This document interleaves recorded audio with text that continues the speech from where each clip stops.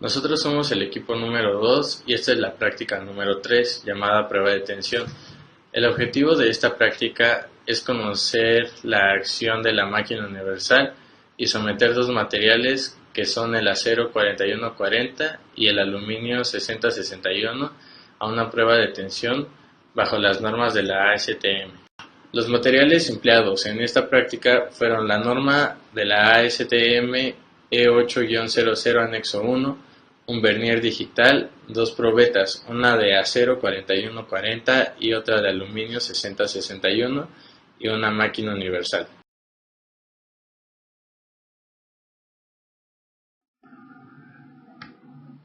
La práctica de prueba de tensión se lleva a cabo a partir de la medición de 1 milímetro de la cabeza de la probeta hacia su interior de cada lado, para marcarla así, y que entre cada línea existan 2 milímetros de longitud.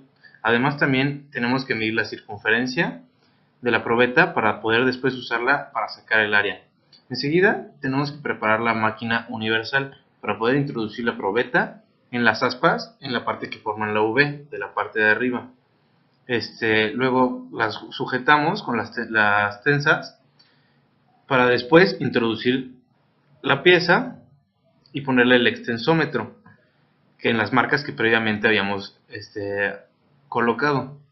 Una vez esto listo, se inicia la prueba de tensión, que empieza a arrojar los resultados de poco a poco de forma de elasticidad hasta el máximo esfuerzo, lo cual se refleja en una tabla de carga alargamiento.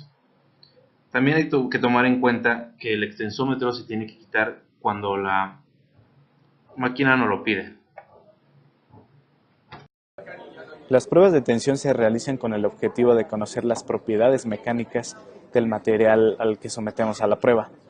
Estos datos nos sirven para definir si ese material puede cumplir con ciertas especificaciones que queramos para el diseño de algún producto, o incluso también nos sirven para determinar si se puede crear alguna nueva aleación. También sirve en el control de calidad en el área de ingeniería.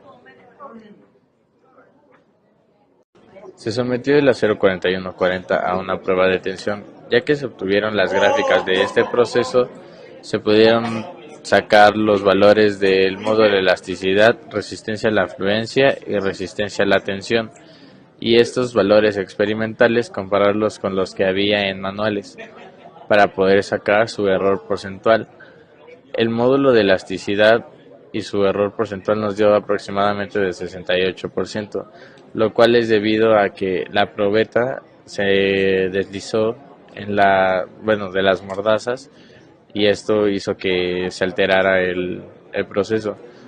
De la resistencia a la fluencia es aproximadamente el 5% y de último esfuerzo es de 4%.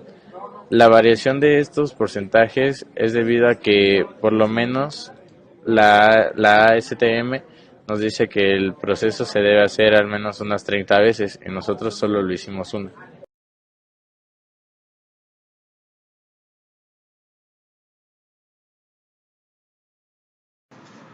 Voy a explicar un poco de la gráfica de esfuerzo de formación. Vemos esta recta aquí, que es el estado del material antes de que se empiece a deformar, a pesar de que se le aplique fuerza de tensión. En esta pendiente vemos cómo el material se empieza a estirar o a deformar, pero de esta zona o esta zona el material nada más tiene una deformación que no es permanente, regresa a su estado original si se le deja de aplicar fuerza de tensión. Este punto de aquí es la resistencia a la fluencia, es el punto máximo, bueno, el esfuerzo máximo que se le puede aplicar al material antes de que se empiece a deformar de forma permanente. De este punto a este punto, que es el esfuerzo último, el material ya presentó una deformación permanente, sin embargo todavía no presenta fractura.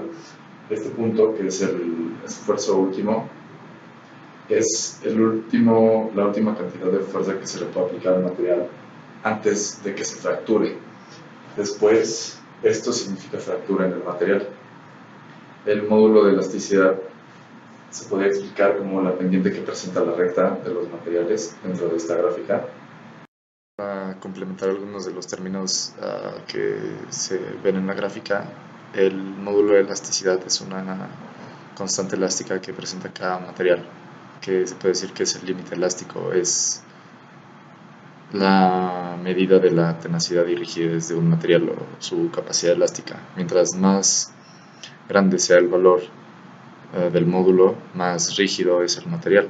En la gráfica se puede ver como la pendiente que presenta la deformación del material antes de llegar al punto que es la resistencia a la fluencia. La elongación de un material es el incremento en la longitud que ha sufrido la probeta después de la prueba de tensión y se presenta en un porcentaje. Se calcula a través de medir las dos longitudes, inicial y final, restar la final de la inicial y después dividirla entre la inicial multiplicándola por 100 para presentarla como un porcentaje. Y de misma forma el área reducida se presenta en porcentaje. Es el cambio que ha sufrido el área transversal de la probeta y esa se calcula restando el área transversal final de la inicial y dividiéndola entre el área transversal inicial. De misma manera multiplicándolo por 100 para que el valor se presente como porcentaje. La diferencia entre el diagrama de esfuerzo de formación ingenieril y real es que la real se basa en las áreas y longitudes instantáneas y son variables que se evalúan en el esfuerzo de formación verdadero y se aplican sobre todo para valores después de la carga máxima.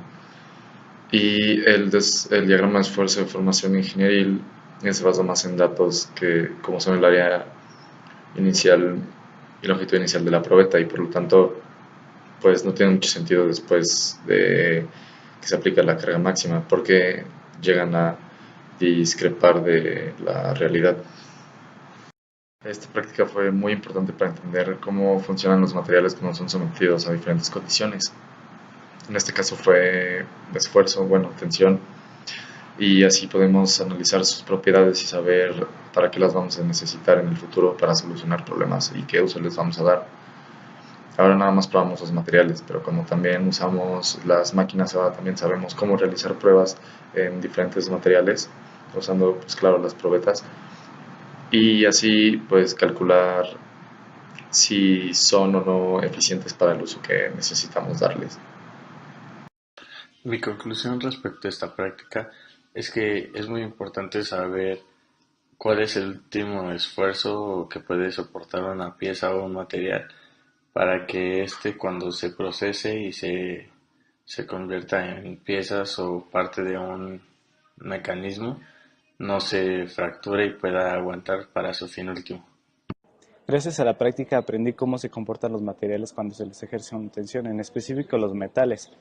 Esto sobre todo gracias a que aprendimos sobre el diagrama esfuerzo de formación y comparamos el aluminio y el acero, por lo que nos dejó ver que hay materiales más fuertes que otros, o sea, con mejores propiedades mecánicas.